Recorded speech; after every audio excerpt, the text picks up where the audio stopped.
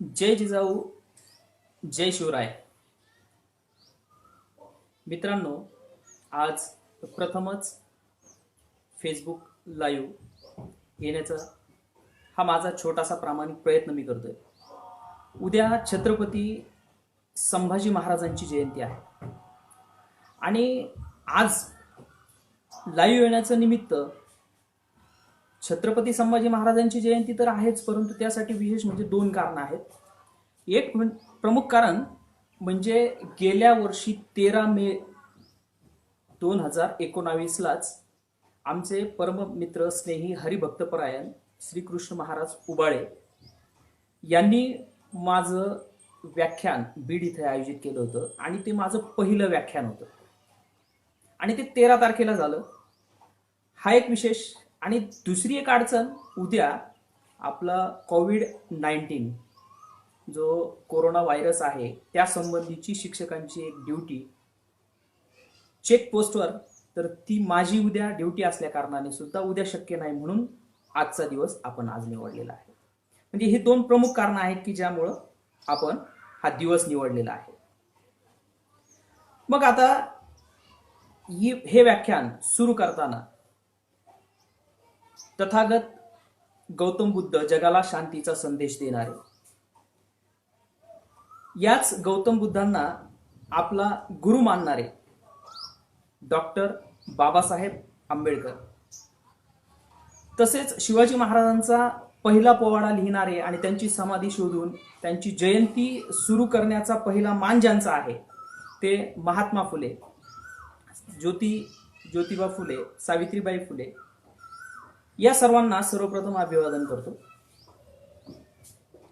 मित्रांनो, ज्या संभाजी महाराजांबद्दल आपण बोलत आहोत, ज्यांच्या जयंतीनिमित्त आपण हे व्याख्यान ठेवलेलं आहे, हे जे व्याख्यान आहे या संभाजी महाराजांचे वडील शिवाजी महाराज आणि त्यांचेही वडील म्हणजे संभाजी महाराजांचे आजोबा शहाजीराजे यांचा जर इतिहास आपण बघितला तर तो दैदिप्यमान असा इतिहास आहे. शहाजी राजांनी तर आदिलशहा हा याचा 10 वर्षाचा जो एक मुलगा होता त्याला दत्तक घेऊन त्याच्या नावे आदिलशाही चालवण्याचा पराक्रम केलेला आहे. म्हणजे त्याच वेळेस शहाजी राजे हे स्वराज्याची संकल्पना मनात बाळगून होते, परंतु काही कारणास्तव तत्कालीन परिस्थिती, त्यांचा आवाका, मोगलाईचं जे प्रस्थ आहे, मग या सगळ्या गोष्टींमुळं शहाजी राजांना आपला संकल्प पूर्णत्वास नेता आला नाही. परंतु जिजाऊंनी हा संकल्प आपल्या मनात ठेवला. केवळ मनातच ठेवला नाही तर आपला पुत्र म्हणजेच छत्रपती शिवाजी महाराजांच्या रूपाने त्यांनी हा संकल्प पूर्णत्वास नेलेला आहे.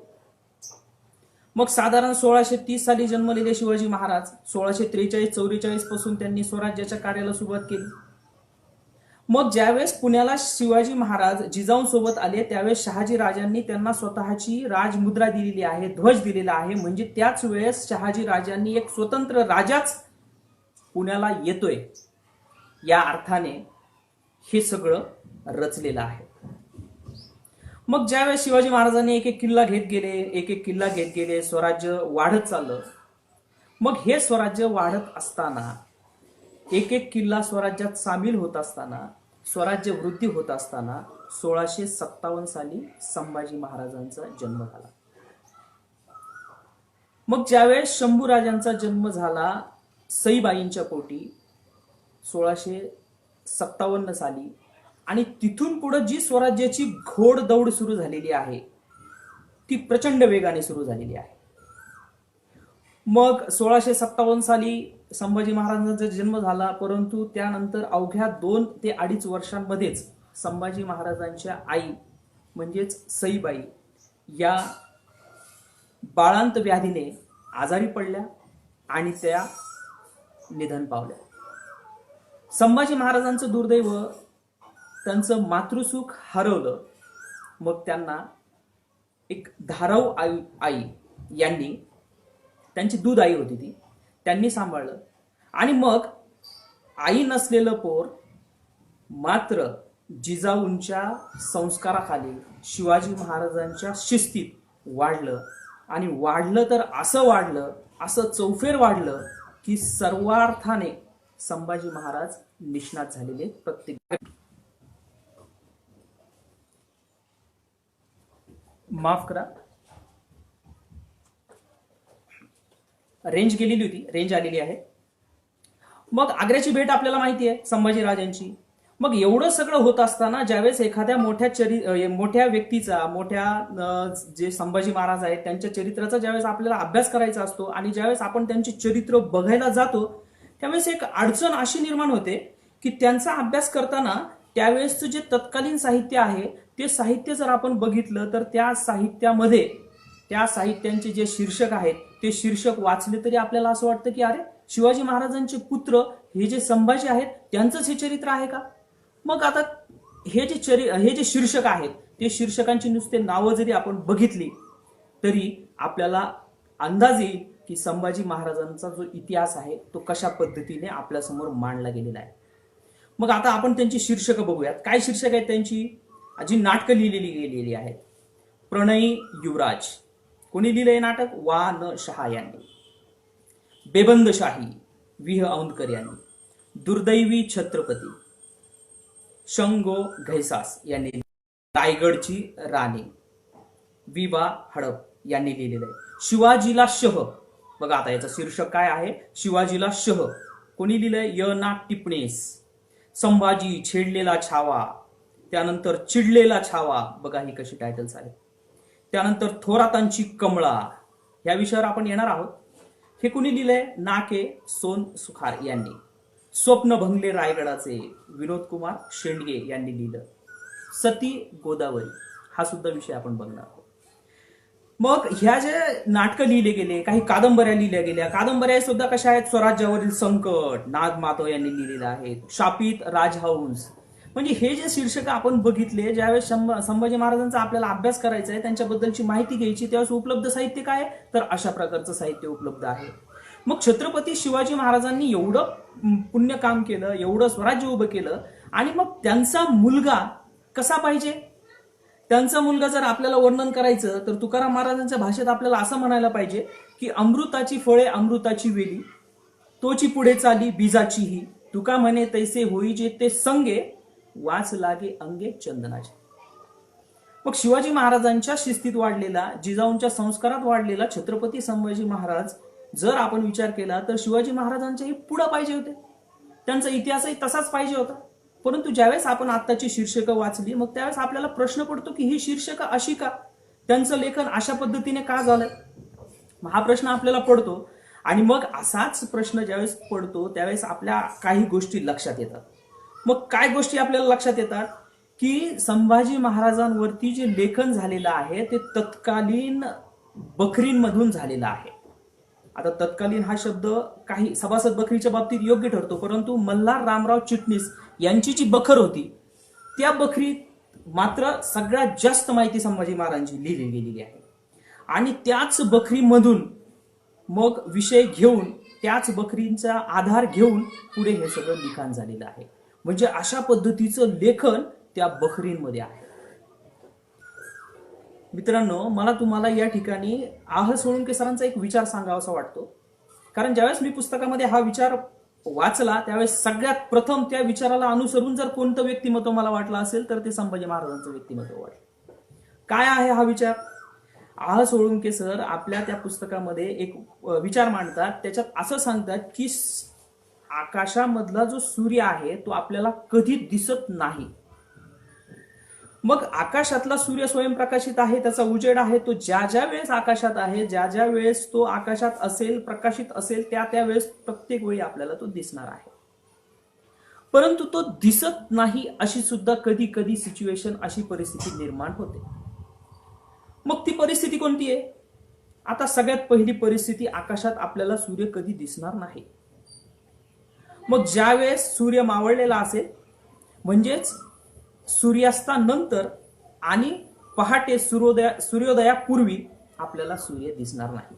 ही झाली पहिली परिस्थिती, पहिली कंडिशन की सूर्य आकाशात दिसणार नाही. त्या व्यतिरिक्त दुसरा असा काय मुद्दा आहे की सूर्य आपल्याला आकाशात दिसणार नाही? तर दुसरा मुद्दा असा आहे की ज्यावेळेस आकाशात सूर्य आहे परंतु आपण आपले इवले का होईना डोळे जे आहेत ते ज्यावेळेस बंद करू आपण, ही दुसरी परिस्थिती आहे की आपण डोळे बंद केल्यानंतर आपल्याला सूर्य दिसणार नाही. आणि मग ते सांगतात की एक तिसरी सुद्धा परिस्थिती आहे की ज्यावेळेस आकाशात सूर्य असून आपल्याला दिसत नाही. मग ही तिसरी कंडिशन काय आहे? मग ही तिसरी कंडिशन महत्वाची आहे, ज्यावेळेस आकाशामध्ये धुकं पसरलेलं आहे आणि त्या धुक्याच्या आड सूर्य जर असेल तर त्या धुक्यामुळे आपल्याला सूर्य दिसत नाही. म्हणजे सूर्य एवढा तेजस्वी असूनही त्या धुक्यामध्ये तेवढी ताकद आहे, त्या धुक्याचा गुणधर्म आहे की एवढा प्रखर सूर्य आपण पाहू शकत नाही. आणि मग हा जो सूर्य आपल्याला दिसला नाही, त्या धुक्यामुळे दिसला नाही, मग असंच काहीस धुकं संभाजी महाराजांच्या चारित्र्याच्या बाबतीत आपल्याला पसरलेलं दिसतं. मग संभाजी महाराजांच्या बाबतीत हे जे धुकं पसरलेलं आहे, ह्या धुक्यामुळेच इतका प्रखर तेजस्वी संभाजी महाराजांचा पराक्रम असून सुद्धा त्यांचं चरित्र आपल्या समोर अशा पद्धतीने काळवंडलेलं दिसतं. मग आता हे काळवंडण्याचं काम कुठं झालेलं आहे, तर हे याच मल्हार रामराव चिटणीसीच्या बखरीमध्ये झालेलं आहे. मग ह्या बखरीमध्ये काय गोष्टी दिलेल्या आहेत, ह्या बखरीमध्ये काय काय सांगितलेलं आहे, तर सगळ्यात प्रथम मी तुम्हाला एक छोटासा किस्सा सांगतो. त्या बखरीमध्ये उल्लेख आहे एका गोदावरी पात्राचा. मग आता ज्यावेळेस आपण स्वराज्य रक्षक संभाजी मालिका पाहता त्यावेळेस तर मी आता बघितलं 10 15 एपिसोड त्या एका गोदावरीवर दिलेले आहेत. मग ते काम का 10-15 एपिसोड देण्या इतकं गोदावरीचं काम खरंच होतं का? परंतु ते या मालिकेवाल्यांना करावं लागलं असणार आहे, हा माझं वैयक्तिक मत आहे. हे कशामुळे करावं लागणार असणार आहे, कारण आधी जी सगळं गैरसमज पसरून ठेवलेले आहेत संभाजी महाराजांबरोबर, तर ते गैरसमज दूर करण्यासाठी कदाचित इतकं वेटेज त्या गोदावरी पात्राला दिलेलं असणार आहे. धर्मराज करपे सर नमस्कार आणि थँक्यू, तुम्ही माझं प्रोत्साहन वाढवत आहात त्याबद्दल. मग हे गोदावरी जे पात्र आहे, तर त्या गोदावरी पात्राबद्दल संभाजी महाराजांच्या त्या बखरीमध्ये लिहिलेलं आहे की कोणे एके दिवशी, सुरुवात बघा कशी आहे त्या कथेची, कोणे एके दिवशी हळदी कुंकवाचा कार्यक्रम त्या महालामध्ये आहे, रायगडावरती आहे आणि संभाजी महाराज एका रूपवान स्त्रीला उचलतात, पळून नेतात, विशिष्ट किल्ल्यामध्ये ठेवतात, अशा पद्धतीची मांडणी त्या बखरीमध्ये केलेली आहे. आणि मग ज्यावेळेस संभाजी महाराज हे कृत्य करतात त्यावेळेस शिवाजी महाराज त्यांना बोलावून घेतात, शिक्षा फरमावतात. बरं, शिक्षा फरमावतात, त्याच्यानंतर संभाजी महाराज नाराज होतात. संभाजी महाराज नाराज होऊन दिलेर खानाच्या गोटात जाऊन मिसळतात. बरं, इथपर्यंत ही बखर थांबत नाही. या बखरीमध्ये अजूनही काय गोष्टी सांगितली जाते की ज्यावेळेस ते दिलेर खानाला जाऊन मिळत आहेत त्यावेळेस त्याच दिलेर खानाचं सैन्य ते सोबत घेतात आणि भूपाळगडावर हल्ला करतात, आक्रमण करतात. बरं, इतकं केलं असतं तरी ठीक होतं, परंतु त्याच्याही पुढे जाऊन ते असं सांगतात की त्या भूपाळगडावर हल्ला करून साधारण 700 मावळ्यांचे ते हात तोडतात. अरे बाप रे बाप, म्हणजे इतकं त्या चिटणीस बखरीमध्ये लिहून ठेवलेलं आहे. मग आता आपला जो मूळ विषय आहे आजच्या व्याख्यानाचा तो हाच आहे की आपल्याला वास्तवाचा शोध घ्यायचा आहे. मग आता वास्तवाचा शोध घ्यायचा म्हणजे केवळ कुणीतरी त्यांना वाईट म्हटलंय आणि आपल्याला चांगलं म्हणायचं म्हणून आपण चांगलं म्हणणार आहोत का? नाही. वास्तव या शब्दाचा अर्थ आहे वास्तव, म्हणजे जे खरं आहे तेच. मग खरं आहे तेच हे शोधलं कसं? तर यासाठी वासी बेंद्रे यांनी आपलं संपूर्ण आयुष्य खर्ची घातलेलं आहे. आणि मग हे आयुष्य खर्ची घातलं म्हणजे वासी बेंद्रेंनी नेमकं काय केलेलं आहे? वासी बेंद्रेंनी छत्रपती संभाजी चरित्र कार्यालय लिमिटेड नावाची संस्थाच स्थापन केलेली आहे 1929 साली. आणि त्याच्या अंतर्गत 40 ते 42 वर्ष त्यांनी खूप अभ्यास केला. अभ्यास कसा केला त्यांनी? संभाजी महाराजांचं जे रेकॉर्ड आहे ते इंग्रजांशी जर युद्ध झालं तर त्यांनी जो पत्रव्यवहार त्यांच्या वरिष्ठांशी केलेला आहे तिथल्या नोंदी आहेत. डच आहे, गोव्याचे पोर्तुगीज आहेत. या व्यतिरिक्त औरंगजेबाचे जे प्रशंसक आहेत ज्यांनी औरंगजेबाबद्दल बखरी लिहून ठेवलेल्या आहेत त्याच्यामध्ये संभाजी महाराजांबद्दलच्या काही चांगल्या गोष्टी लिहून ठेवलेल्या आहेत त्या वासी बेंद्रे यांनी शोधून काढल्या. आणि मग तुकाराम महाराजांचा एक अभंग या ठिकाणी इतका लागू पडतो. तुकाराम महाराज म्हणतात की उपदेश भलत्या हाती झाला चित्ती धरावा, तुका म्हणे रत्न सार परी उपकार चिंधीचे. म्हणजे काय की संभाजी महाराजांची जी माहिती आहे ती विरोधी गटात मिळाली तरी हरकत नाही, विरोधी गटातली आहे म्हणून ती घ्यायची नाही असं नाही, तर ती जी मिळालेली माहिती आहे ते म्हणजे रत्न आहे आणि तोच आपला सार आहे, तोच आपल्याला मिळालेला भाग आहे की ज्यामुळं आज आपण संभाजी महाराजांचं चरित्र इतक्या चांगल्या पद्धतीने माहीत करून घेतो. मग आता आपला विषय होता की गोदावरीच्या कथेचा. मग गोदावरीची जी कथा आहे त्या गोदावरीच्या कथेबद्दलचं विशेष गोडसे यांनी इतकं विस्तृत आणि इतकं छान विश्लेषण केलेलं आहे. मग ज्यावेळेस गोदावरीचा हा जो भाग आहे हा बघायचा असतो आपल्याला, त्यावेळेस रायगडाच्या पायथ्याशी किल्लेवाडी या ठिकाणी एक समाधी मिळते. ज्यावेळेस लोक त्या किल्ल्याच्या ठिकाणी जातात त्यावेळेस शिवाजी महाराजांच्या पराक्रमाच्या आधी कौतुक असतं त्या समाधीचं, आणि तिथले लोकही छान कुणी ना कुणी सांगत असतं की ही समाधी कुणाची आहे, गोदावरीची आहे. ही समाधी कुणाची आहे, गोदावरीची आहे. बरं नुसतं गोदावरीची म्हणतात का? नाही, सती गोदावरीची.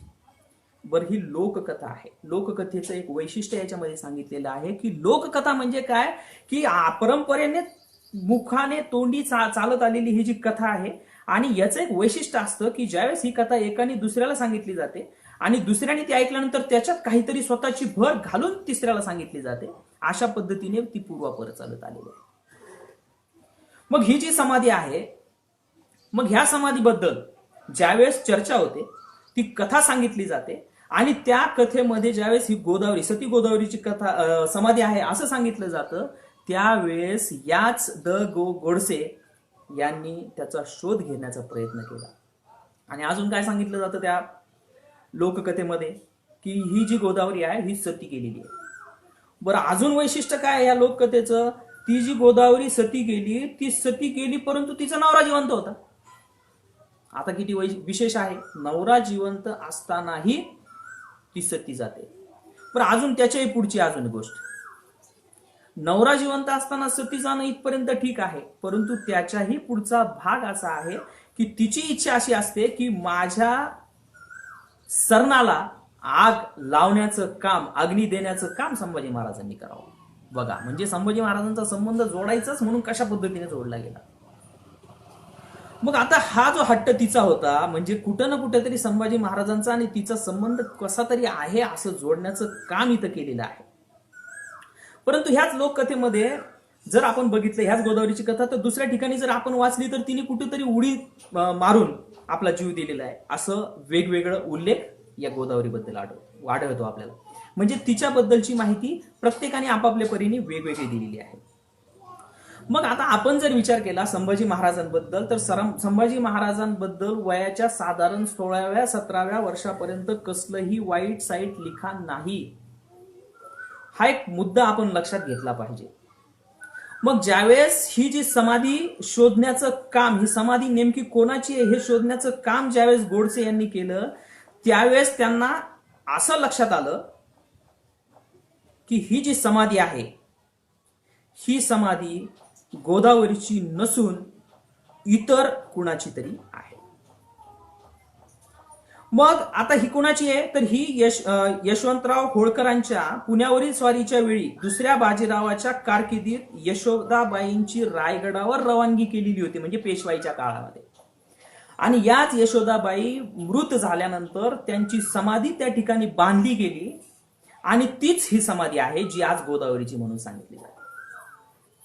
मग आता आपल्याला प्रश्न पडला पाहिजे की शिवाजी महाराजांच्या काळाच्या नंतरचा काळ संभाजी महाराजांचा आहे, संभाजी महाराजांच्या नंतरचा काळ पेशवाईचा आहे.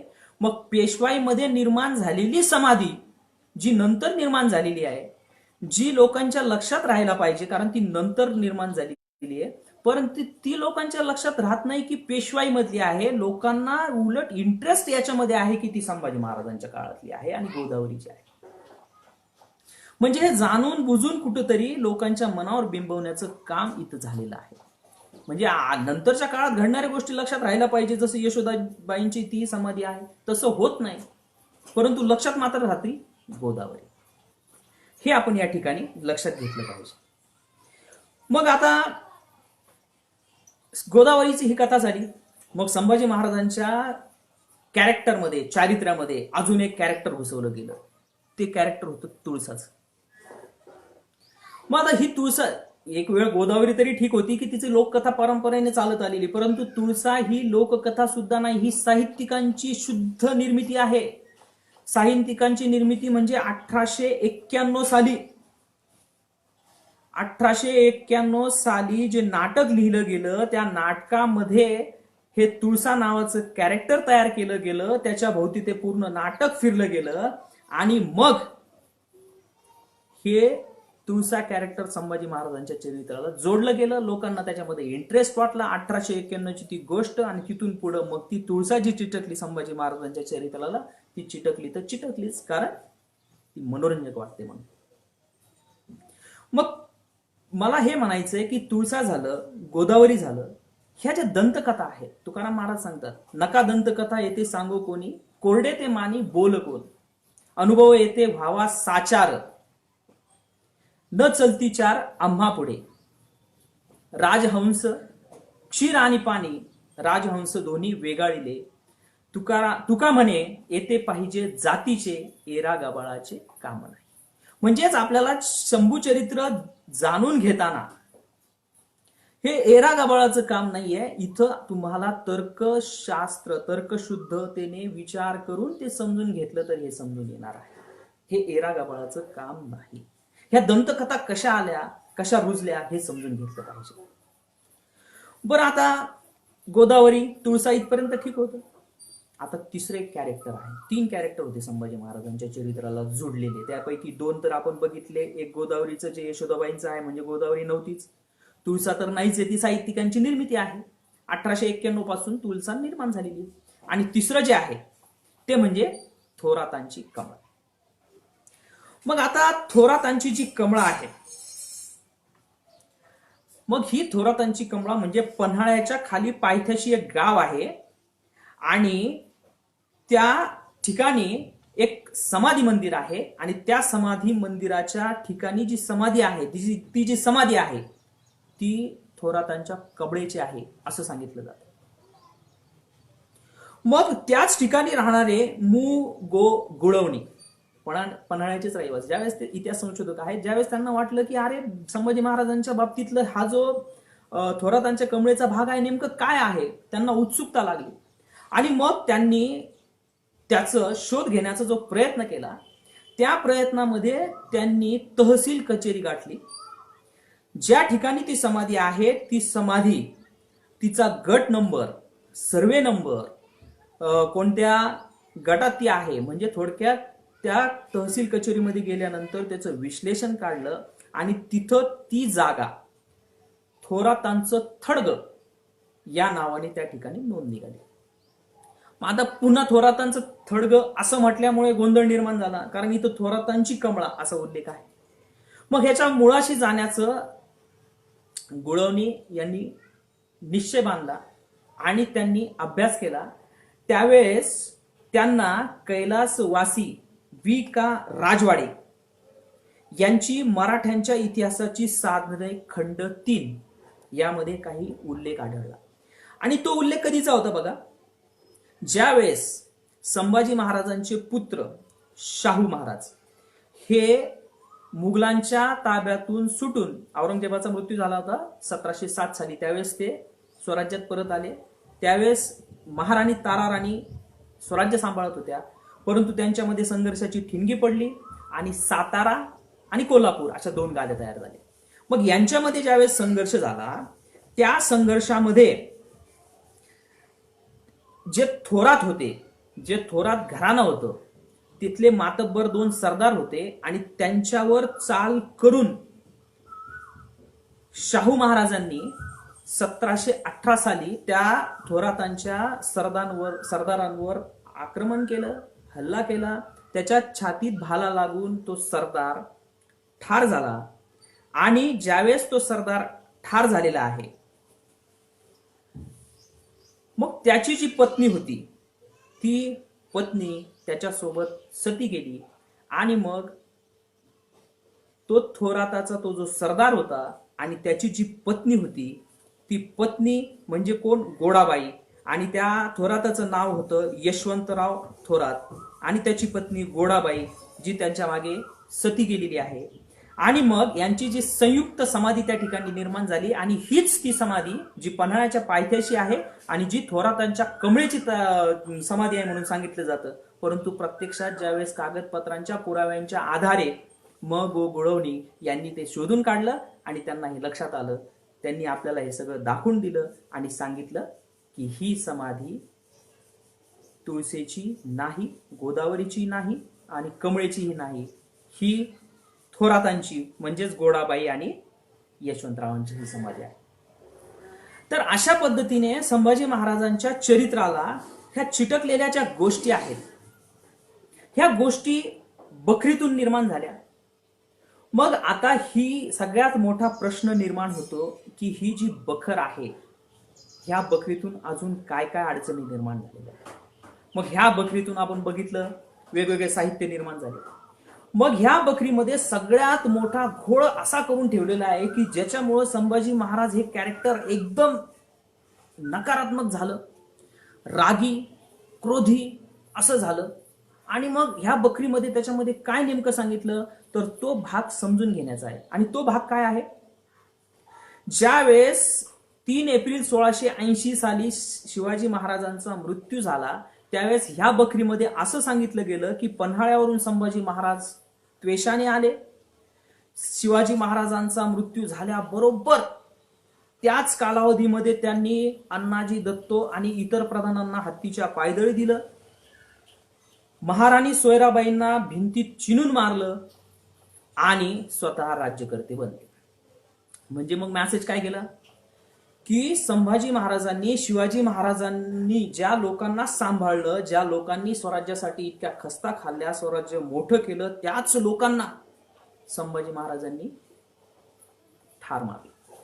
आणि ह्या बखरीमध्ये हा उल्लेख झाल्यामुळं तसंच लेखन पुढं पुढं पुढं पुढं होत गेलं आणि संभाजी महाराजांची प्रतिमा मलिन झालेली आहे.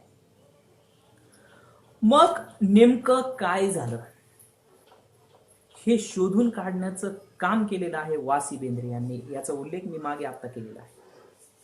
मग वासी बेंद्रे यांनी पुराव्याच्या आधारे काय शोधून काढलं, तो भाग अत्यंत महत्वाचा आहे. बघा आता तो भाग काय आहे ते आपण बघूया. 3 एप्रिल 1680 साली शिवाजी महाराजांचा मृत्यू झाला. त्यावेळेस संभाजी महाराज पन्हाळ्यावर होते. इकडं अण्णाजी दत्तो आणि इतर प्रधानांनी महाराणी सोयराबाईंना अशा काही गोष्टींची भीती घातली असावी, हा तर्क आहे की एक तर शिवाजी महाराज गेले म्हणजे त्यांच्यावर तुम्ही विष प्रयोग केला असं आम्ही इतरांना सांगू, हा एक धाक दाखवला गेला असावा. आणि त्याचबरोबर दुसरं एक आमिष दाखवलं गेलं असावं की आम्ही आता तुमच्या राजारामांना मंचकारोहण करून त्यांना आपण छत्रपती करूया. मग कदाचित सोयराबाई त्यांच्या बोलण्यात आल्या असतील आणि त्यांनी ह्या सगळ्या गोष्टींना, म्हणजे ह्या सगळ्या गोष्टींमध्ये एक महत्वाची गोष्ट त्यांनी हे केली होती, समावेश केली होती की पन्हाळ्यावर जाऊन संभाजी महाराजांना कैद करायचं आणि राजारामांचा मंचकारोहण करायचं. मग जर खरंच सोयराबाईंना त्याच्यामध्ये ह्या गोष्टी करण्यामध्ये रस असला असता तर स्वराज्याचे सरसेनापती हंबीरराव मोहिते हे त्यांचे सख्य भाऊ होते आणि त्यांनी या कटामध्ये हंबीरराव मोहित्यांना समाविष्ट करून घेतलं असतं. परंतु त्यांच्या ह्या गोष्टी लक्षात आल्या नसतील. त्या या प्रधान मंडळाच्या फितुरीमध्ये, कटामध्ये अनावधानाने, आमिषाने, धाकाने, कुठल्या तरी कारणाने समाविष्ट झाले असतील. आणि मग अडचण अशी झाली की ज्यावेळेस शिवाजी महाराज मृत्यू पावले, संभाजी महाराज पन्हाळ्यावर होते आणि इथं घाईघाईत राजाराम महाराजांचं मंचकारोहण रायगडावर करण्यात आलं, त्यांना छत्रपती करण्यात आलं आणि लगेच संभाजी महाराजांना कैद करण्यासाठी अण्णाजी पंतांनी पन्हाळ्यावर सैनिक पाठवले. आता मित्रांनो बघा, इथं असं काही गोष्टी घडल्या. काय नेमक्या गोष्टी घडल्या? ज्यावेळेस हे पथक सरसेनापती हंबीरराव मोहिते यांना भेटलं, त्यावेळेस हंबीरराव मोहित्यांना त्यांनी सांगितलं की आपल्याला संभाजीराजांना कैद करायचंय. इथं मुत्सद्देगिरी दाखवली हंबीरराव मोहितेंनी.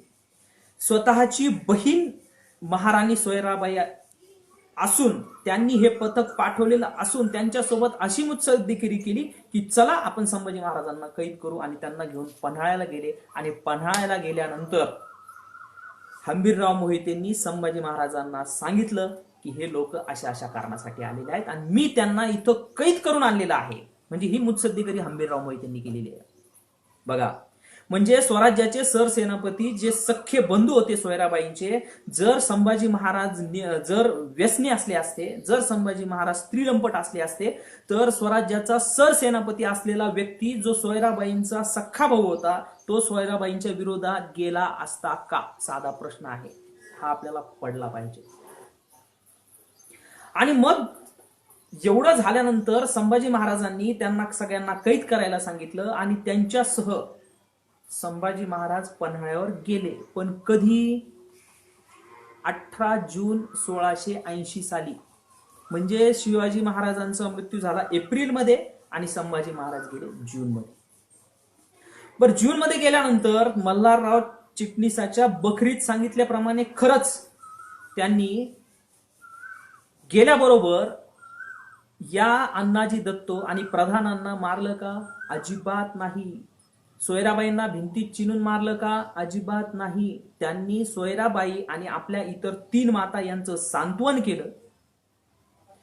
काही दिवस कैद्यांना कैद खाण्यातच ठेवलं. परंतु ज्यावेळेस 1681 साली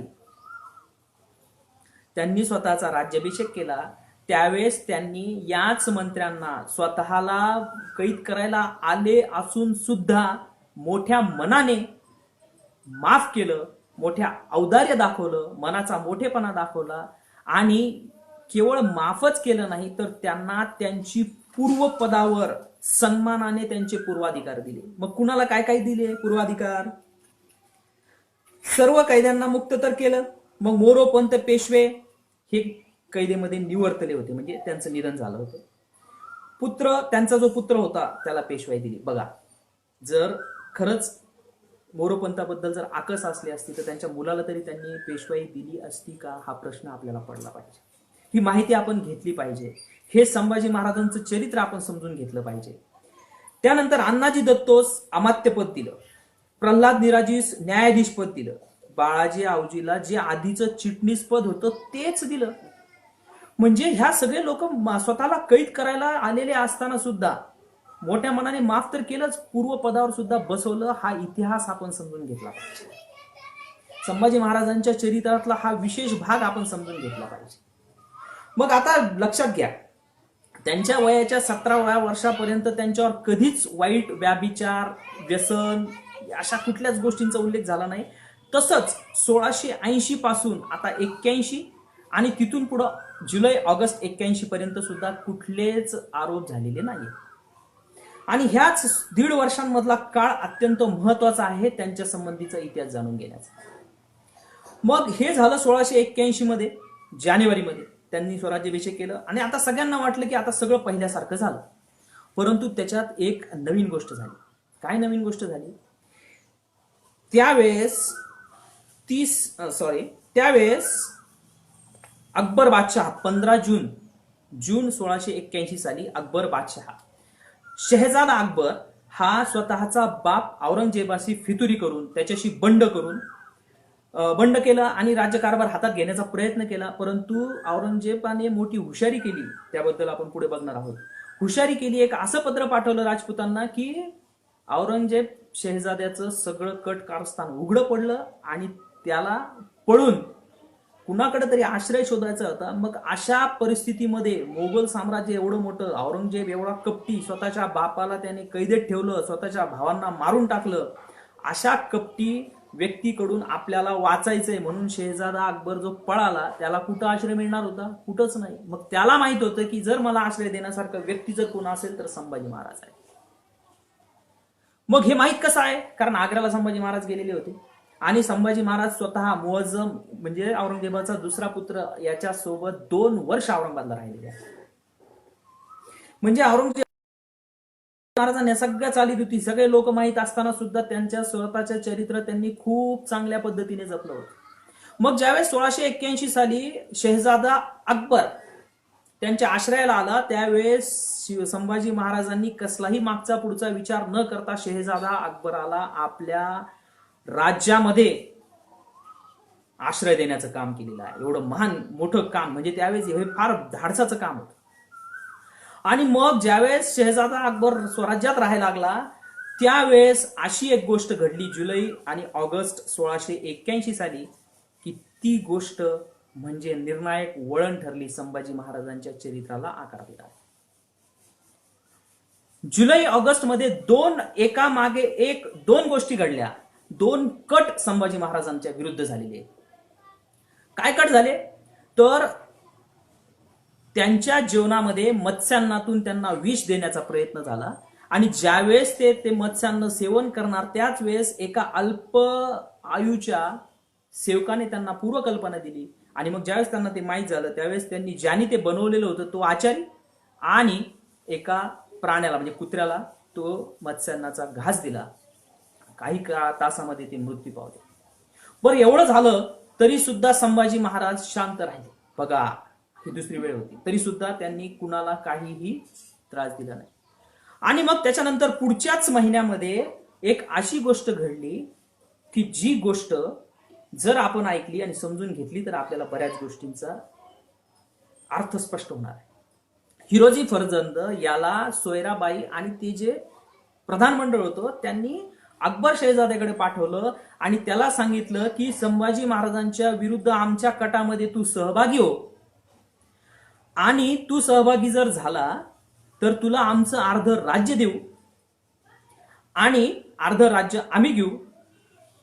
पण शहेजाद्याला सुरुवातीला असं वाटलं की ही कदाचित संभाजी महाराजांची चाल आहे की ते आपल्याला कदाचित जज करतायत आपली परीक्षा घेतायत असं त्यांना वाटलं. आणि दुसरं एक कारण होतं की एवढ्या कठीण काळामध्ये संभाजी महाराजांनी आपल्याला आश्रय दिला म्हणून त्यांच्याशी फितुरी नको म्हणून स्वतः अकबर शहेजाद्याने संभाजी महाराजांना या प्रधानांनी जे कट कारस्थान चालवलेलं आहे आणि त्यांच्यापर्यंत जो निरोप आला तो जसाच्या तसा सांगितला. आणि आता मात्र संभाजी महाराजांचा जो तीव्र असंतोष होता तो वाढला. तो इतका वाढला की शेवटी नाईलाजाने त्यांना हा निर्णय घ्यावा लागला की या कट कारस्थानवाल्यांना जर आपण संपवलं नाही तर आपल्याला राज्य करणं अवघड होईल. कारण तीन वेळा ह्या गोष्टी झालेल्या होत्या.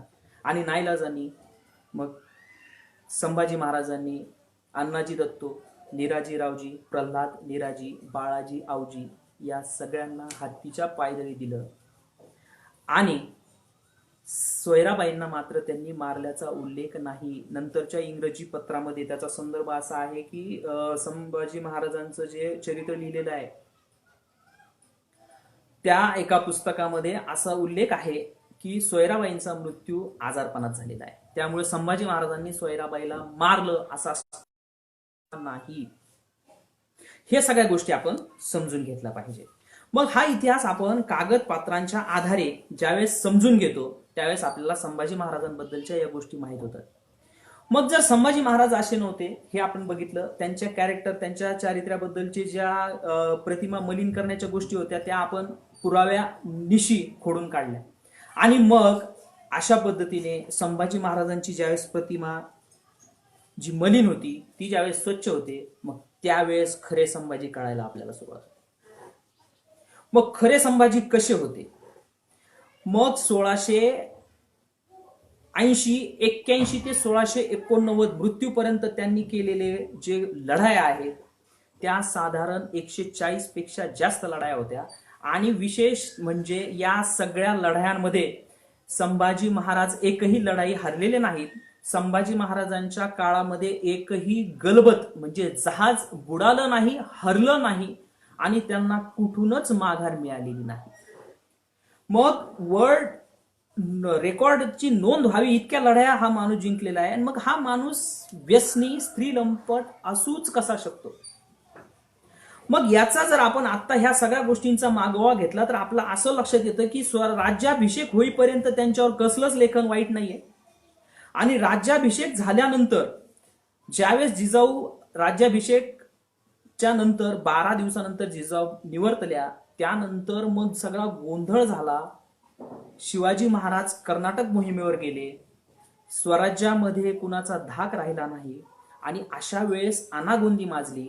कारण संभाजी महाराजांबद्दल राज्याभिषेकापर्यंत जसं मी आता उल्लेख केला कसलंच लांछन लागत नाही आणि 1680 पासून 89 पर्यंत सुद्धा स्त्री लंपट आणि व्यसनी याच्याबद्दल सुद्धा कसलं लिखाण सापडत नाही. मग नेमकं 5 ते 6 वर्षातच हे कसं झालं, हा समजण्यासारखा भाग आहे, हा आपण समजून घेण्यासारखा भाग आहे. मग आपल्याला पुन्हा प्रश्न पडतो की ही जी बखर आहे मल्हार रामराव चिटणीस यांनी लिहिलेली आणि हिच्यामध्ये एवढं विष पेरून ठेवलं, हे का केलं असेल?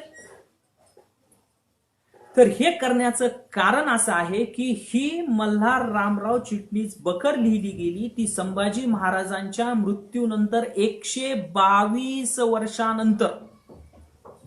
म्हणजे जिथं आपल्याला, आता मी नोकरदार आहे, मला जर 2 महिन्यापूर्वी माझा पगार कसा खर्च झाला हे सांगायचं म्हटलं तर सांगता येणार नाही. तिथे या संभाजी महाराजांबद्दल या रामराव चिटणीसाने, प्रल्हाद रामराव चिटणीसाने 122 वर्षानंतर लिखाण केलं. आणि मग त्याने जे लिखाण केलं, ते जे विष पेरलं, ते कळण्यामागचं कारण मी तुम्हाला आता सांगतो, सगळ्यांनी लक्ष देऊन ऐका. त्याचं कारण असं होतं की ही चिटणीस बखर लिहिणारा जो बखरकार आहे तो संभाजी महाराजांनी हत्तीच्या पायदळी दिलेल्या बाळाजी आवजीचा खापर पंतू आहे. म्हणजे त्याच्यामध्ये त्याने स्वतःच्या ज्या आप्तेष्ट आहेत त्यांची बाजू कशी योग्य होती हे मांडण्याचा प्रयत्न केला आणि यांची बाजू योग्य होती हे सांगण्यासाठी काही नव्हतं म्हणून दुसरी बाजू म्हणजे संभाजी महाराजांची मलिन करण्याचा प्रयत्न केला असावा. आणि त्यामुळं साहजिकच कसं आहे, अकबराची गोष्ट बिरबलाची आपल्याला माहिती आहे. बिरबलाला ज्यावेळेस अकबर बादशाहने सांगितलं की ही रेष एक ओढली आणि त्याच्या बाजूला अशी रेष, त्यांनी सांगितलं की ही रेष जी ओढलेली आहे ती न पुस्तक छोटी करून दाखव. मग बिरबलाने काय केलं, दुसरी मोठी रेष ओढली, म्हणजे आधीची आपोआप छोटी झाली. तसा प्रकार ह्या चिटणीस बखरीत झालेला आहे. म्हणजे संभाजी महाराजांची प्रतिमा मलिन केली की आपोआपच इतरांची उजळणार. कारण संभाजी महाराज ज्या पद्धतीने स्त्रीलंपट होते, व्यसनी होते, मग अशा माणूस जो आहे त्याचे गैरसमज होणारच, असा त्याच्या मागचा उद्देश होता. मग अशा पद्धतीने चिटणीस बखरीने साधारण 150 वर्ष संभाजी महाराजांची प्रतिमा अशा पद्धतीने मलिन ठेवली आणि इतर साहित्यिकांनी ती अजूनच, त्याच्यावरून जे चित्रपट निर्मिती झाली, नाटकांची, साहित्यांची निर्मिती झाली, ही मग अजूनच खराब होत गेली. मात्र सगळ्यात पहिलं जर चांगलं लेखन संभाजी महाराजांवर कुणी लिहिलं असेल तर ते आहेत भाऊसाहेब पवार यांनी. 1928 साली छोटंसं चरित्र त्यांनी लिहिलं होतं, परंतु त्यात चांगलं काहीतरी, म्हणजे जी प्रतिमा त्यांची आतापर्यंत पूर्वापार चालू त्याच्या व्यतिरिक्त चांगलं काहीतरी लिहिण्याचा प्रयत्न केला गेला. आणि मग वासी बेंद्रेंनी तर पार दूध का दूध आणि पाणी का पाणीच करून टाकलेलं आहे. आणि मग हाच इतिहास आपल्याला त्यांनी खूप चांगल्या पद्धतीने सांगितले. मग अजून असं कोण आहे की ज्यांनी हा इतिहास अजून चांगला आपल्याला सांगण्याचा प्रयत्न केलेला आहे? तर हा इतिहास सांगण्याचा प्रयत्न आपल्याला जर कुणी केला असेल तर डॉक्टर कमल गोखले. डॉक्टर कमल गोखले यांनी सुद्धा खूप चांगलं असं लिखाण केलेलं आहे. मग डॉक्टर कमल गोखले यांनी ज्यावेळेस इंग्रजांनी संभाजी महाराजांबद्दल जे चांगल्या गोष्टी लिहून ठेवलेल्या आहेत त्याचा उल्लेख केलेला आहे. औरंगजेबाचे जे प्रशंसक होते, कोण कोण, ईश्वरदास नागर असेल, साकी मुस्तेद खान असेल, मोहम्मद हाशिम खाफी खान असेल, या सगळ्यांनी संभाजी महाराज विरोधात असून सुद्धा ज्या चांगल्या चांगल्या गोष्टी लिहून ठेवलेल्या आहेत त्या सगळ्याच्या सगळ्या डॉक्टर कमल गोखले, वासी बेंद्रे यांनी आपल्या समोर ठेवलेले आहेत. मित्रांनो, मग आता संभाजी महाराजांच्या आपला आजच्या विषयानुसार जे वास्तवाचा शोध आहे तो आपण घेण्याचा एक प्रयत्न केलेला आहे. आणि ह्या वास्तवाचा शोध घेताना आपल्या असं लक्षात आलं की तुकाराम महाराज सांगितल्याप्रमाणे अक्षय ते झाले आता न मोडे रचिले, पाया पडिला खोले ठाई तेथे पुढे चाली नाही. म्हणजे आता संभाजी महाराजांचं जे चरित्र आम्हाला समजलंय आता ते पक्क झालेलं आहे. ह्या चरित्राला कुठेही आम्ही मागे तर नेणार नाहीच, परंतु जास्तीत जास्त पद्धतीने अजून अभ्यास करून जास्तीत जास्त पद्धतीने त्याला अजून उजळण्याचा प्रयत्न करणार आहोत. हे तर आम्ही आणि आपण सगळ्यांनी हा निश्चय केला पाहिजे की ज्या लोकांनी समाजासाठी, आता आपण जर विचार केला तर शिवाजी महाराज असतील, शिवाजी महाराजांचं अल्पायुष्य 50 वर्ष, जेवढी धावपळ त्यांची झालेली आहे 50 वर्ष. संभाजी महाराजांचं आयुष्य 32 वर्ष. मग एवढ्या कमी आयुष्य ते जगले असते का? त्यांनी जर आहे त्या राजांची गुलामी जर पत्करली असती आणि वतनदार जर म्हणून रयतेची पिळवणूक करत राहिले असते तर ते गब्बर झाले असते, दीर्घायुष्य राहिले असते. आणि मोठ्या छान शौकीमध्ये ते जगले असते, परंतु त्यांनी रयतेसाठी काम केलेलं आहे. आणि ज्या वेळेस रयतेसाठी, लोकांसाठी, इतरांसाठी जे काम करतात, मग महात्मा फुले असतील, त्यांचाही शेवट अत्यंत वाईट झालेला आहे. डॉक्टर बाबासाहेब आंबेडकर असतील, त्यांनी तर आपल्या संविधान निर्मितीसाठी ज्या गोष्टी केलेल्या आहेत, हिंदू कोड बिल सारखा विषय आहे ज्याच्यासाठी त्यांनी स्वतः राजीनामा दिलेला आहे मंत्रिपदाचा. आणि हिंदू कोड बिल हे विशेष म्हणजे आपल्या समाजातल्या सगळ्या जाती धर्माच्या स्त्रियांसाठीच होतं. आपल्या सगळ्या जाती धर्मातल्या स्त्रियांसाठीचं हिंदू कोड बिल होतं. हे डॉक्टर बाबासाहेब आंबेडकरांनी आणलं होतं, परंतु त्याचा स्वीकार झाला नाही. थोडक्यात मला हे सांगायचं आहे की हे जे सगळे पुरुष होऊन गेलेले आहेत, यांनी आपलं अख्खं आयुष्य हे इतरांसाठी खर्च केलेलं आहे. मग जर आपल्याला त्यांच्याबद्दल चांगल्या गोष्टी जर माहीत नसतील तर आपण त्या साधार माहीत करून घेतल्या पाहिजेत. कुणी जर त्यांच्याबद्दल काही वाईट सांगितलं तर जसंच्या तसं न स्वीकारता राजहंसाप्रमाणे आपली भूमिका असली पाहिजे, की जेणेकरून आपण त्यातलं योग्य आणि अयोग्य हे आपल्याला कळलं पाहिजे. आता उदाहरणार्थ, आता पुन्हा सध्याच्या काळातलं आपण बघूयात. कोविड-19, कोरोना व्हायरस. 1000 वेळा आपल्याला सांगितलं जातं की घराच्या बाहेर पडू नका, हे आपल्यासाठी वाईट आहे, परंतु आपण अवतीभोवतीची जी परिस्थिती बघतो, ती परिस्थिती बघता आपल्याला वाटत नाही की प्रत्येक जण जबाबदार आहे. आणि याच्यामध्ये दुसरा धोका असा आहे की जे बाहेर पडणार आहे, त्या बाहेर पडल्यामुळं जे घरात दबून राहिलेले आहेत, जे घाबरून राहिलेले आहेत, स्वतःचं कर्तव्य म्हणून जे घरात राहिलेले आहेत, उद्या त्यांच्यासाठी सुद्धा या बाहेर फिरणाऱ्यांमुळे अडचण निर्माण होणार आहे. मग या महान पुरुषांनी जर आपल्या समाजासाठी काही चांगल्या गोष्टी केलेल्या आहेत, हातात तलवारी घेतलेल्या आहेत, स्वतःचं आयुष्य पणाला लावलेलं आहे, अशा वेळेस निदान आपण आपल्या देशात जे संकट आलेलं आहे त्या संकटासाठी घरात बसून राहणं सुद्धा आपल्याला परवडणार नाही का? घरात आपण बसून राहू शकत नाही का? तर मित्रांनो, आपण नक्कीच या गोष्टी केल्या पाहिजे. तर या भागामध्ये आपण संभाजी महाराजांचा जो मलिन इतिहास आहे तो उज्ज्वल करण्याचा प्रयत्न केलेला आहे.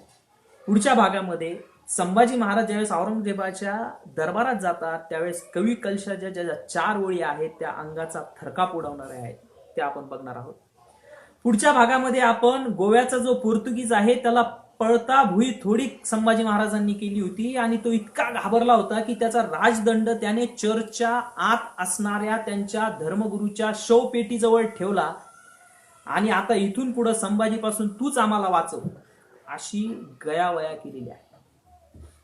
म्हणजे संभाजी महाराजांचा इतिहास इतका उज्ज्वल आहे. अकबराला आणि जे शिवाजी महाराजांच्या काळात घडलं नाही ते संभाजी महाराजांच्या काळात घडलं. विशेष काय की औरंगजेबाने शिवाजी महाराजांच्या काळात फक्त आपले सरदार पाठवले होते, पण संभाजी महाराजांच्या काळात मात्र औरंगजेब स्वतः दक्षिणेत आलेला आहे.